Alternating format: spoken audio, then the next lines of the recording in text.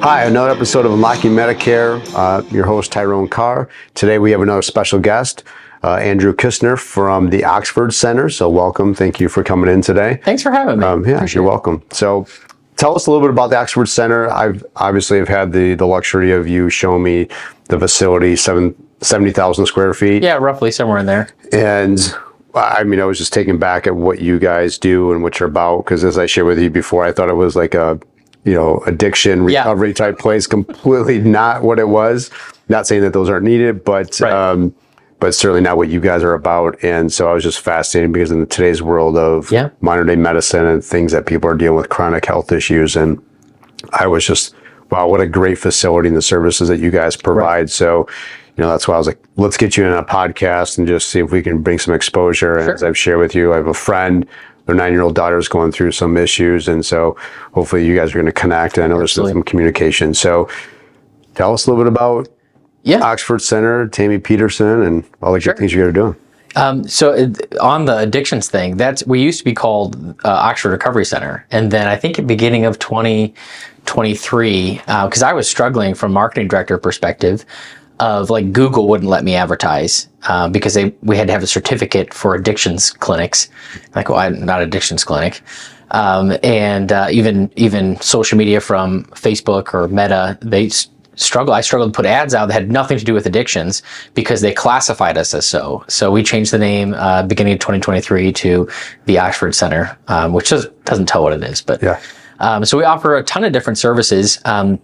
Hyperbaric oxygen is kind of the foundation of where we started. We have 8 chambers here in Brighton. We have 3 chambers in Troy. Our hopes is to move Troy to Auburn Hills soon and expand because Troy is a very small office over there. We offer we have a very large ABA program, which is applied behavioral analysis or behavior analysis for children with autism. We have even a program for young adults with autism that have graduated high school called Compass, which helps them from the behavior perspective to find full-time sustainable employment. We found that was a huge need. There's only a small percentage of young adults that have accomplished high school, but then the services fall off. So they don't have the help that they need to work on the behaviors to be successful in a career. So we also have speech, OT, PT. We have PT from a more neurological focus. We can't handle ortho, but our PTs love the neuro stuff, the different stuff. Every case is completely different. We have neurofeedback therapy, which is a really neat therapy. We can talk about if you wanted. And I'm trying to think what other therapies we have. We have full medical staff. So we've got MDs, DOs, nurse practitioners, PAs. Everything's kind of, we obviously still believe in Western medicine. There's nothing wrong with necessarily, but we believe more in the holistic side of things. So we want to get to that root cause. If you come in with strep throat, we're going to write, amoxicillin to treat it. But in general, we try to, we love those autoimmune type things. We want to get down to the bottom of it. And, I have high blood pressure. Well, why? Rather than just putting you on, statin or metformin for insulin or whatever, let's figure out why we have these issues. That's kind of like when I came across you, I met you guys at the business expo, you and Tammy. One of the things that I was searching for, which doesn't benefit me from a financial standpoint as an agency, from revenue, but the correlation I'm seeing with inside of our business is our inability to help a lot of our clients because their health has deteriorated over time. Yeah. And it's not so much like, because of the medication. So and when we explain the medication, so like if a client of ours is having a rate increase, whether it be a simple Medicare or supplemental insurance, their rates are going up. And when we first met them, they're on 2 medications. Now they're on 4, 5, 6 medications. And it's interesting to me that a lot of our clients, they're like, what are you taking this for? I don't know. Right. So I'm always baffled by that. But when they go through underwriting, because they're on certain medications, doesn't allow them to be approved. And so now they're stuck paying this higher rate. Right. So it's like, I'm coming into this is how can I help my clients become healthier so that way we can help them as well, keeping their costs relatively controlled. Right. But when we can't help them due to their health, whether they could go to the doctors once a year, but they're taking 5 or 6 medications, Right. now they're declined. So, and then when I met you and Tammy, I just was, I want to learn about what the Oxford Center is more about. So, our demographic clients, even though we've got clients in their 20s, 30s, 40s, 50s, and certainly 60s and up is our main demographic of client, Parkinson's, ALS, MS, Huntington's disease, you've got heart problems, you've got cancer, you've got Alzheimer's, dementia. Like, talk about some of those things specifically that could benefit our clients that are very different, how you guys treat patients versus someone just going in, hey, let's just do a bunch of tests because Medicare will cover it. And that really truly benefits the hospital, the doctor's office, not so much the end result is what the outcome isn't always positive. Absolutely. And it's interesting. I remember, I think when we met, we had that conversation about medications and how they put you on this drug, for this core purpose, but that you got to be on some other drugs to help counteract some of the side effects of the first drug. And these other drugs are going to cause some side effects. So we got to have some more. And it's an endless cycle. Yeah. And our goal, is as much as possible is to get people back to living the way that they should without all these medications. They may always still need certain medications. We'll work with them obviously on those, but some of the therapies that we offer, there's a lot of research coming out and has been out for decades, on some of these conditions. Some of the conditions being, progressively degenerative conditions like Alzheimer's, dementia, Parkinson's. We can't cure those. However, what we can do is very effectively reduce those symptoms and prolong that disease. We've had people, with Parkinson's. We have an amazing Parkinson's program, and they'll come in. We actually one patient. He was from, I think, Georgia. And he came up with his family, for 2 months and treated with us. We ended up looking at the security footage of him walking in, his first day of therapy to when he left. His gait had changed. Everything had changed. I sat down with him and did a video. And he said, he listed a whole bunch of things. I think he said, I can use my left hand better. I can type better. I can get dressed faster. I can get in and out of the car faster. And he looked at me and said, these might not be a big deal to you, but they're a big deal to me. So for conditions that are, always going to be there, we can't cure them, but we can reduce the symptoms. Alzheimer's, and we've got a whole protocol for all of these different conditions, that helps with those. And they're out of the box, like for Parkinson's, glutathione infusions. There's a ton of research on glutathione and in Parkinson's, but most places don't offer that. Hyperbarics, neurofeedback, they all kind of work. We have speech OTPT, so we can hit it from every single angle, on all those. We do treat a lot of cancer, as you brought up. I don't know, so we may have, Tammy would have the research on it, but if we've ever cured cancer necessarily, but we wouldn't make that claim. But we have had some interesting studies that we've been able to produce, internally as far as shrinkage of tumors. Where we come in with cancer is kind of complementary therapy or treatment to traditional therapies.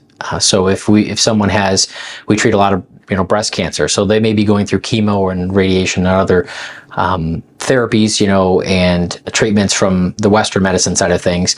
Well, hyperbarics can keep up your immune system. It can make that so much more effective, when we're dealing with those types of conditions.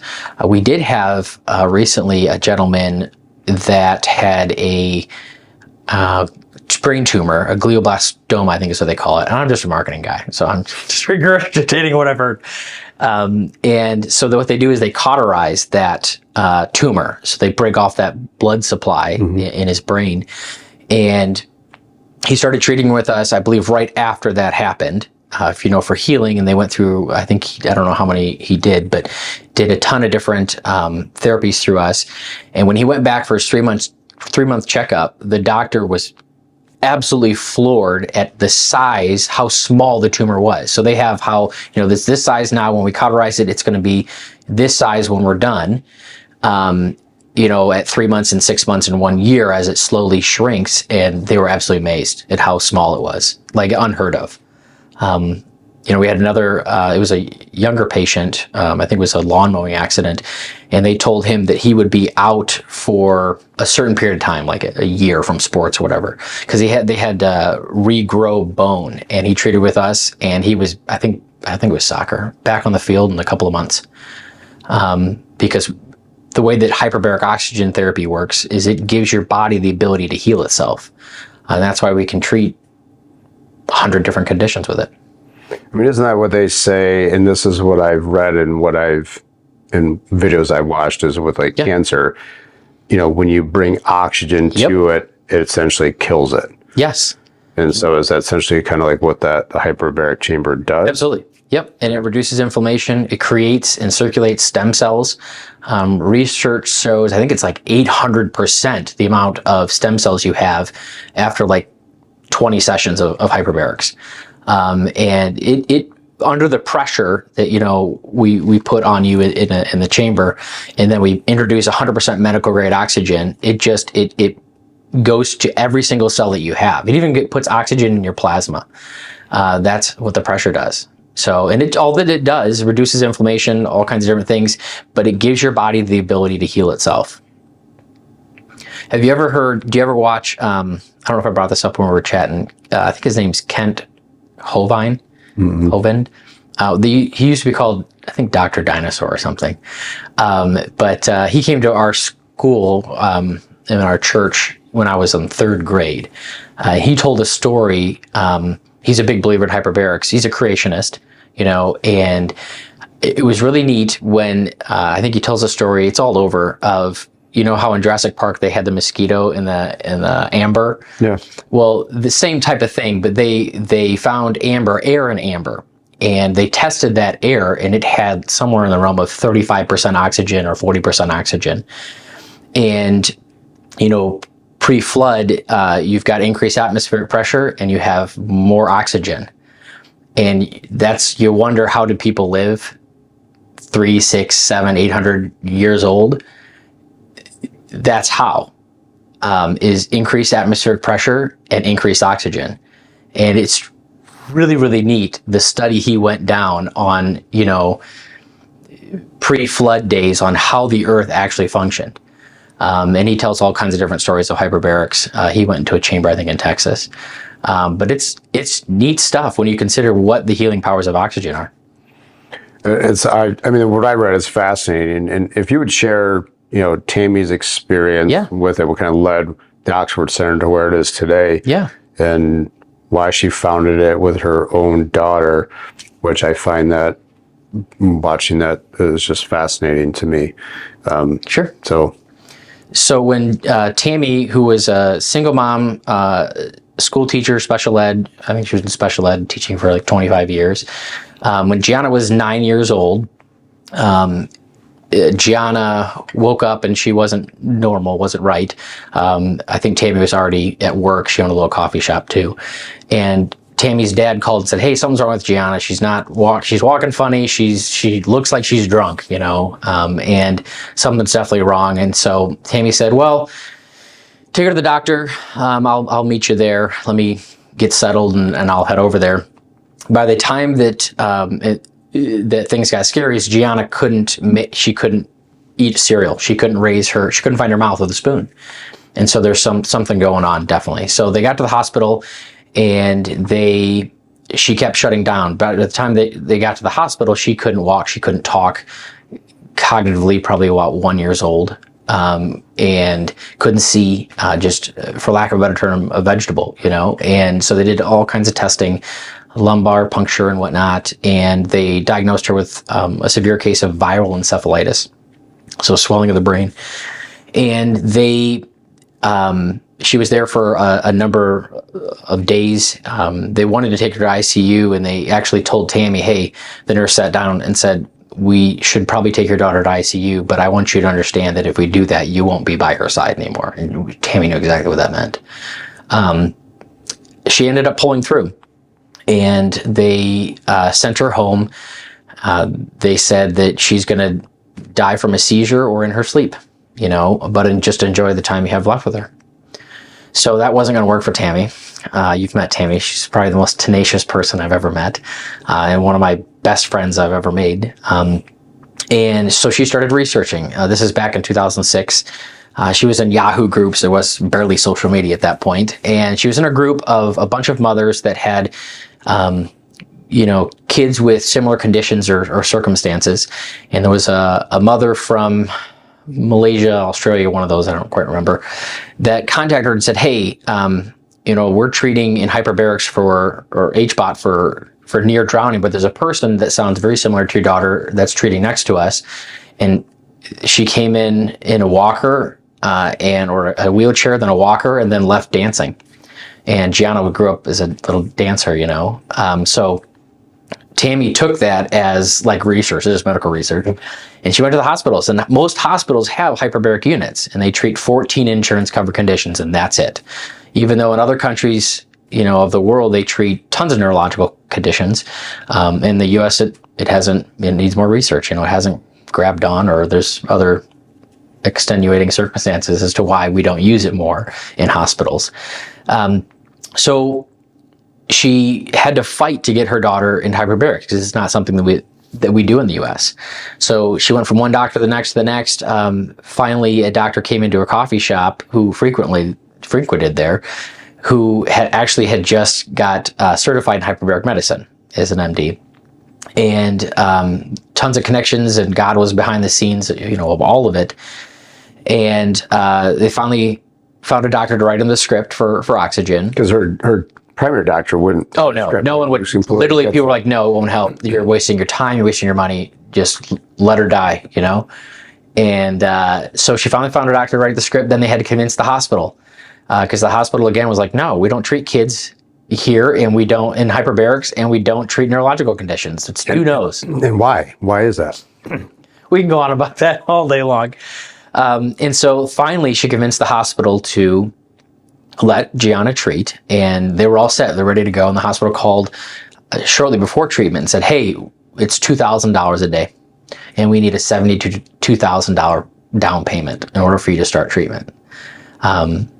And Tammy tells, she actually went through her life insurance policies and AD&D, or what do they call those? Accidental death and dismemberment policies to figure out if she could cut a finger off, what would she get, And they put a price tag on her life, So they ended up getting the money, and they treated Gianna, and 6 weeks later, she danced in Nutcracker Ballet.